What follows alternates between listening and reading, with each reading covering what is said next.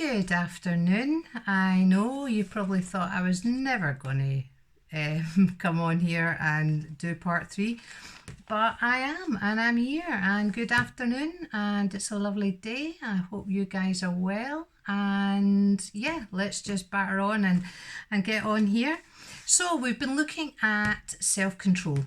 Okay, and we were looking at the walls of a city, and we were looking at when they come down, where we run to, and we're speaking about the strong tower. Jesus, God saying, He is a strong tower that we should run to, and we're looking at different aspects and where we run in times of trouble. So I just want to start with a prayer. So very quickly, let's pray. Lord, I thank you that you give us this toolbox, this kit of knowing how to sort of navigate this life that we've got. And I just commit this time to you now. I pray that Holy Spirit, you will come and you will work in the hearts of those that are listening, Lord. Thank you again. Please just be with us now. In your name, amen. So we're going to start, and we're going to look at James 4 verse 7. It says, "Submit yourself then to God, resist the devil and he will flee from you." So to run to God, it's saying, is to resist the devil. This, as I've said the last time, is a progress, okay? It's not perfection, because it's something that, as we said, we're on a journey. We're never going to get there, but we do have to move on. We can't just stay stuck at where we are. So we need to learn how to navigate this life. In Titus 2, it says, "The grace of God has appeared and offers salvation to all people and teaches us to say no to godliness and to say no to godliness and worldly passion, and to live an upright and godly life in this present age." Okay, so we have got verses that are telling us what to do, basically.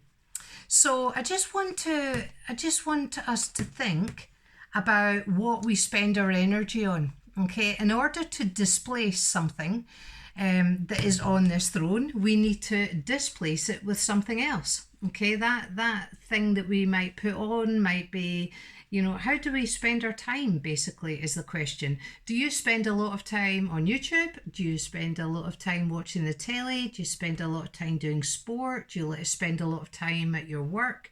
Do you spend a lot of time doing things, just constantly on the move, on the go? And basically, a lot of us, we struggle, and we want Jesus to be in that area of our life that we tend to fall down in, and we have a lack of self-control. We want Jesus, our heart, as the saying, all good intentions, our heart's in the right place. And yet we really struggle, when we do fail, we go, "Oh, not again." It's like, why have I stuffed up again? And we do want Jesus to be in that. But basically, what I feel happens is that actually it's how high we place our affections. In other words, do we place something higher than Jesus? Okay, do we place our time, our effort, our energy on God, God's word, on, in a sense, doing the right thing, filling ourselves with things that are going to be helpful? Do we spend time helping people? Do we just do things for God, and seek him and ask him what he wants us to do with our time, our money, our energy, our everything? Do we do that, or do we just spend time and we sit on our backside and we watch Netflix and we just scroll through Facebook, we go on Instagram? Social media's got a lot to answer for in that. It's great from one point of view. If we didn't have it, if we didn't have the internet, we would really have struggled over lockdown. We would have struggled at this time, because obviously we still can't go and worship. So, it's a good thing, but on the other hand, it can be a bad thing as well. So what do we spend our time on? What do we spend our effort on? And the thing is that what we focus our affection on is the thing that will win. Okay, so if you have a battle or you've got the scales and you have invested your time or looking through Facebook, say, yeah, you can answer quite, if you were asked questions, you could answer loads of questions on what people did, what they ate for their dinner. You could, do you know what I mean? You could actually answer lots and lots. If you're spending your time looking at all that kind of stuff, then you're not actually equipping yourself to be able to say no when when you need to say no. Okay, and what we have to do as Christians is we need to put Jesus on that throne, and the only way we can do that is, it's all good saying, I wanted to involve Jesus in that, or I wanted to choose Jesus, but I just found myself choosing that other thing. And that's actually because it's whatever you spend your time doing. So how much time do you spend doing different things?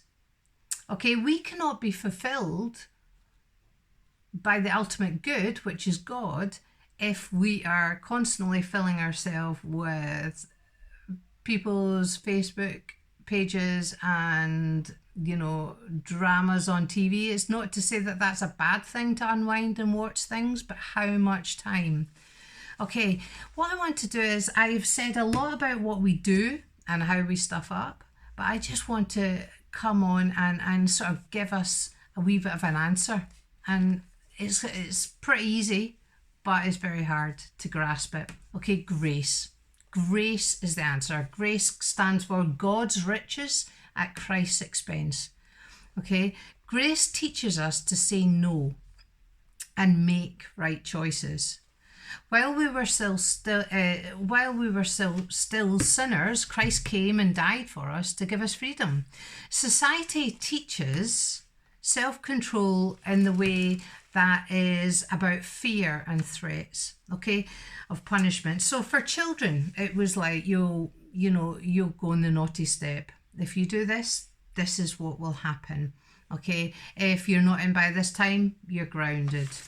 Okay, for adults, really extreme, but it's like prison. If you do something wrong, then, and you have no lack of control, if you want that amount of money and you decide you're just going to go and steal it or hold up a shop or whatever, then you're going to jail. You can't just walk around hitting people, and if you do, you'll end up in jail. That is the consequence. So society teaches that basically fear and threats is what gets results. It keeps you on track. Now, scare does keep people on track short term. It works. Fear makes us more upset. Fear makes us more anxious, sinful, fear, and fear will creep in, and it's like keeping us in this religious box, and it puts people off Christianity so much because they think that they're going to be in this box where they can do this, they can't do that, they can do this, they can't do that, and it gives them a loss of choice. And I know that when I was a teenager growing up, that loss of choice was huge for me. It was something that I speak about YF all the time. For me, Christianity was like, it's like, I knew I had to do it because in my heart, I just knew it was the right thing to do. But it seemed like a whole load of do's and don'ts. Like, don't smoke, don't drink, don't do drugs. Well, all these things obviously are good to have because morally, they do us harm. But, you can't swear. I mean, for me, growing up in Glasgow and Scotland, Billy Connolly and what have you, and every Gordon Ramsay, it was like every second word was a swear word. When I became a Christian, I just stopped swearing pretty much like instantly, like from going from F and this and F and that, like all the time. I just went from that to stopping swearing. And so, yeah, that was, I shouldn't be swearing. And initially, as humans, we want to live in a city without walls. You know, we were talking last time about ourselves and using the imagery that actually, if we take our bodies representing the city, and our body is a city, and you know, we've got these walls around us. When these walls break down, we really struggle, and we're then under attack, and God. The devil can come in and, you know, get a foothold in our lives and really torment us and push us and prod us and poke us where it hurts. And yeah, as humans, we don't want that. And when we are, we're devoured. The devil just comes in and absolutely devours us. You know, it can get right inside our heads, inside our thoughts, as we've been speaking about as well. And, you know, it's the vulnerability that we are chasing is like, we need that freedom. Okay? And we cannot, it doesn't work.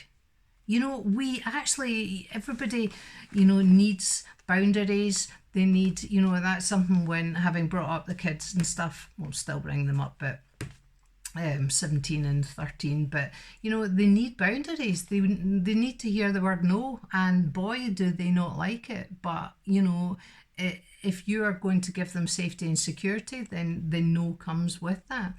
But our freedom consumes us. Okay, grace teaches us how, because grace has appeared. Jesus showed up. Jesus has run out of the city. Was run out of the city. Okay, Jerusalem was a walled city, so he was taken to the outskirts. Hebrews 13:12 says, so Jesus also suffered outside the city gate to make the people holy through his own blood. Jesus became radical so we could become secure. Jesus was dragged out of the city so that we could run into it for safety. Jesus was given death so that we might know life. This is the gospel. You know, this is what grace is. And this is what leads to our self-control. This is what the key is. When we get into our heads and when we get, you know, right in the root of us, that our safety and that our security, grace is our hope. Grace is our security. Grace is the only thing that teaches us to say no. It doesn't matter how good our intentions are. If we have this thing, whatever it is, drink, sex, drugs, rock and roll, you know, whatever, TV, if we have grace and we know, and it's inside us just how much he did for us, you know, we would want to do the right thing. And that grace is what teaches us and argues with our flesh. The desiring of flesh it's not enough. And that grace is sufficient. There's a verse in the Bible, love it. My grace is sufficient for you, for power is made perfect in weakness. My grace is sufficient for you. And the place we run to, we finally realize we actually had it the whole time. So, you know, we beat around the bush and we think, oh, why can't I do? Why can't I? Why can't I? Why can't I? It's right there. It's right in front of us. Okay, the answer is grace. Like, we don't need all the things we thought we need. We don't need the status. We don't need the significance. We don't need all the material things. They brought us fear, anxiety, envy, addictions, all the desires for all these things. If we really root ourselves in God's grace, they'll all just fade away. And the desire for Jesus will grow. So what I was talking about placement, the more we realise just what God has done for us, what Jesus did on that cross, when we didn't deserve it, we so did not deserve it, and we so did not earn it, and we will never earn it, and we can never earn it. And the old affections, they will start to fade away, and grace will teach our hearts to say no. So God will teach us to say no. Okay? and He will help us to live well-controlled, godly lives.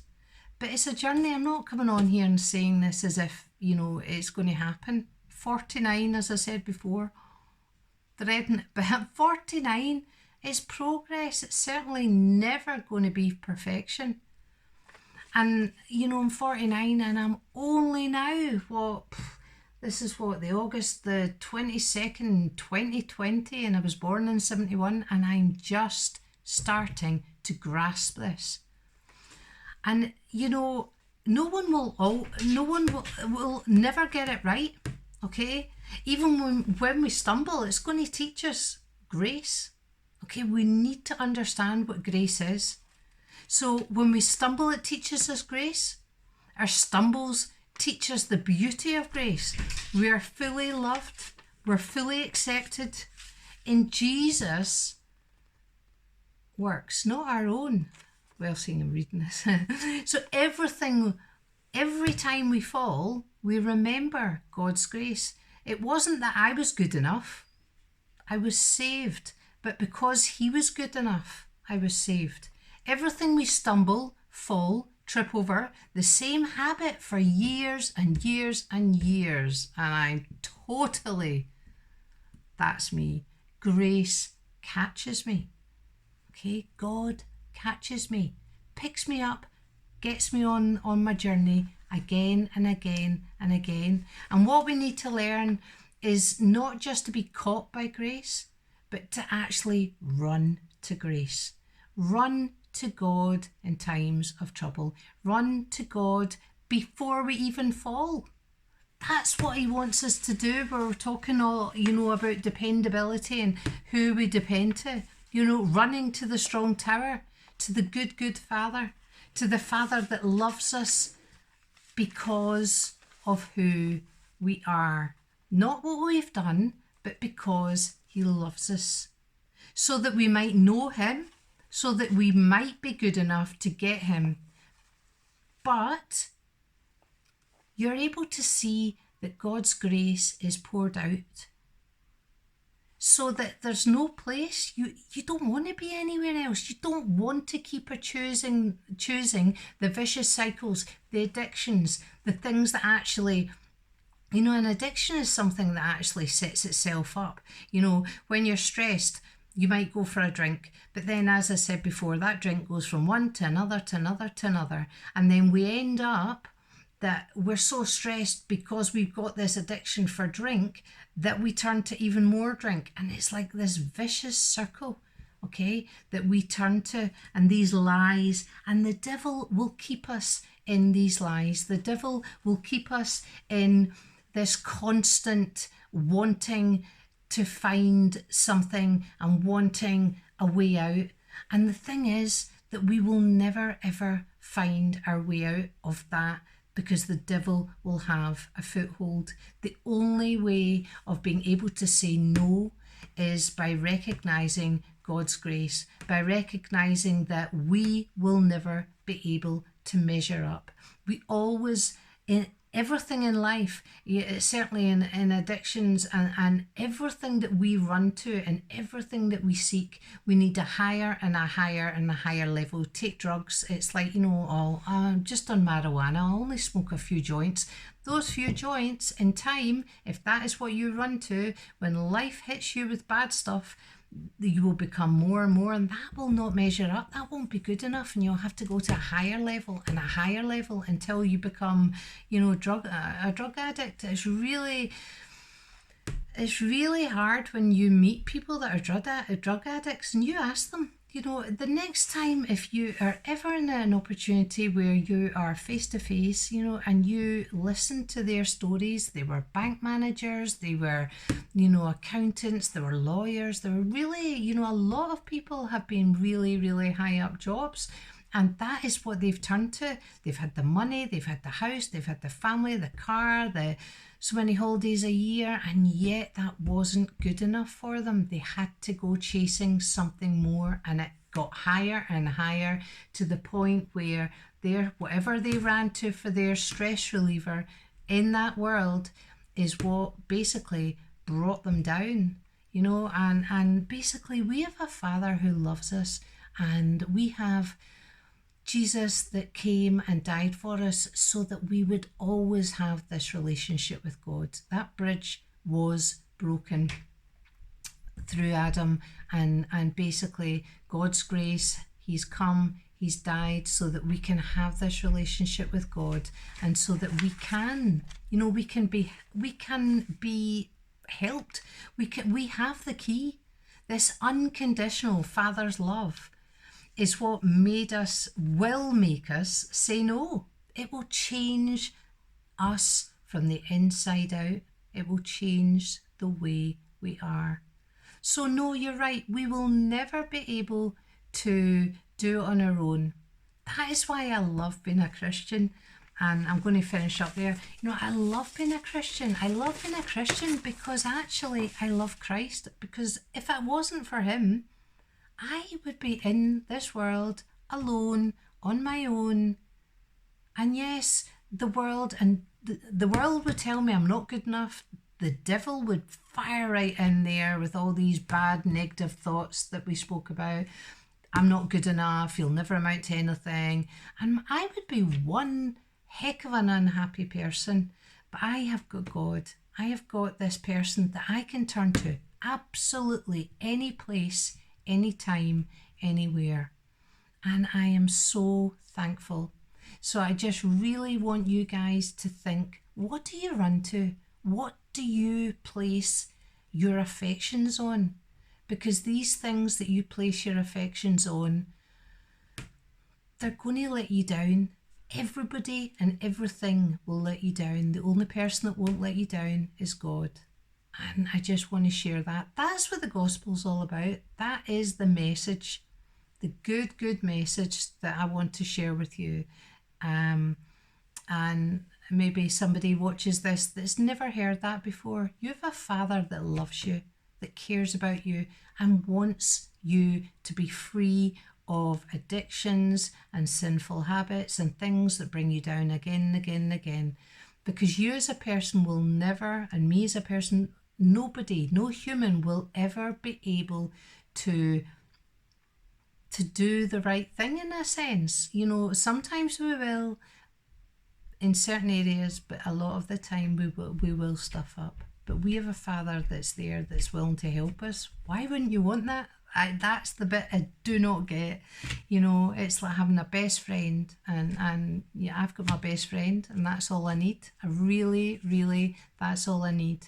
Of course, I care, you know, about my girls, and I want them to be happy, and I want them to be protected. But you know, at the end of the day, God is going to protect them. I can protect them so far, but you know, eventually Brooke's going off to uni next year, and I have to then pray and know that because both of them have got a relationship with God, they know what's right and what's wrong. Will they stuff up? Of course they will.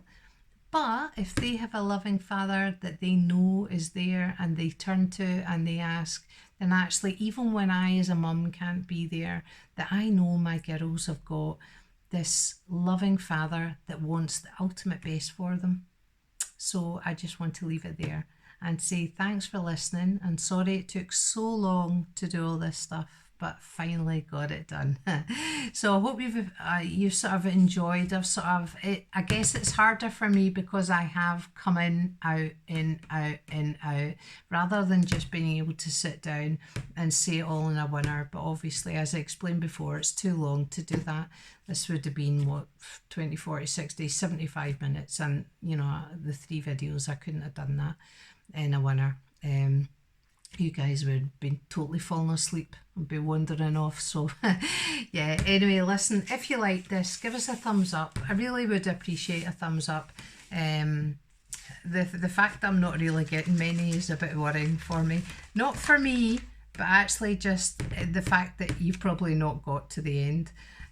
So I hope that you do get to the end, and yeah, I just really hoping, and not so much hope, but I pray that you will all just come to know this loving Father that we've got here, that wants to help and protect us and just walk with us. He's our best friend. So anyway, take care guys, have a good day, God bless.